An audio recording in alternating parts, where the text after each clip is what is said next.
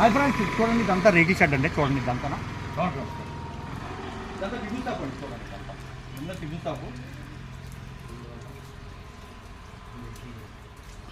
చూడండి ఇదంతా tiffin shop. ఇదా మొత్తం ఇదంతా టిఫిన్ షాపు.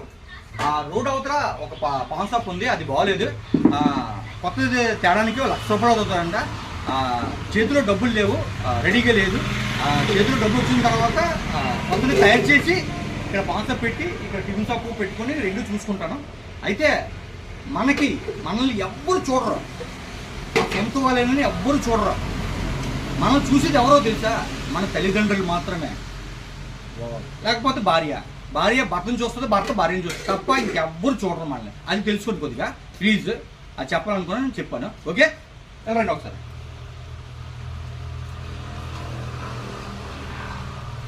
ఇదిగండి ఇది చూడండి, ఇది నేను తపాలు పెట్టాను. చూడండి ఒకసారి, నేను తపాలు పెట్టాను, కాలిపోతుంది అలాగనా. రండి ఒకసారి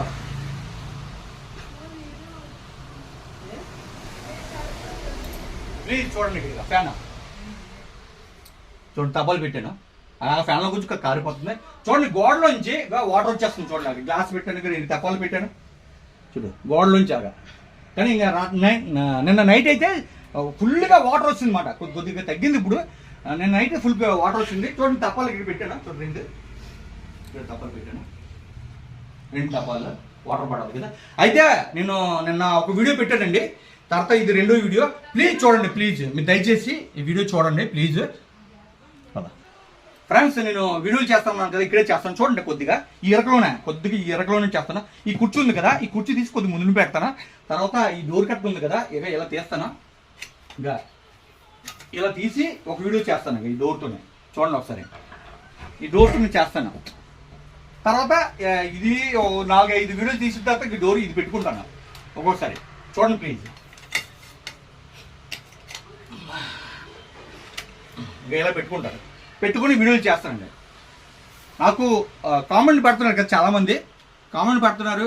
నేనేం అనుకోను, చెత్త కామెంట్ పెట్టినా ఏమనుకోను. నాకు చాలామంది సపోర్ట్ చేస్తున్నారు. నా షాప్ దగ్గరికి వస్తున్నారు, పాన్ షాప్ దగ్గరికి వచ్చి అన్న ఒకసారి మీరు మొబైల్ ఫాలో కొట్టండి అని చాలామంది అడుగుతున్నారు. నాతో ఫోటోలు తీసుకుంటున్నారు, నాతో ఫాలో కొడుతున్నారు. మీరు అందరూ నాకు సపోర్ట్ చేయండి ప్లీజ్. నేను ఎవరి మీద కోపడను.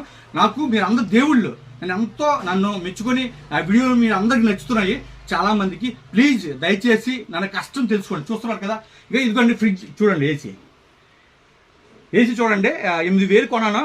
మొత్తం నాకు ఈ ఖర్చు అయింది. మరి ఎండాకాలంకి వేడిగా ఉంటుంది కదా, ఎండాకాలం వేడిగా ఉంటుంది కాబట్టి ఏసీ తీసుకున్నాను. ఇప్పుడు 11,000 12,000 అయింది మొత్తం. మరి ఎండాకాలం కోసం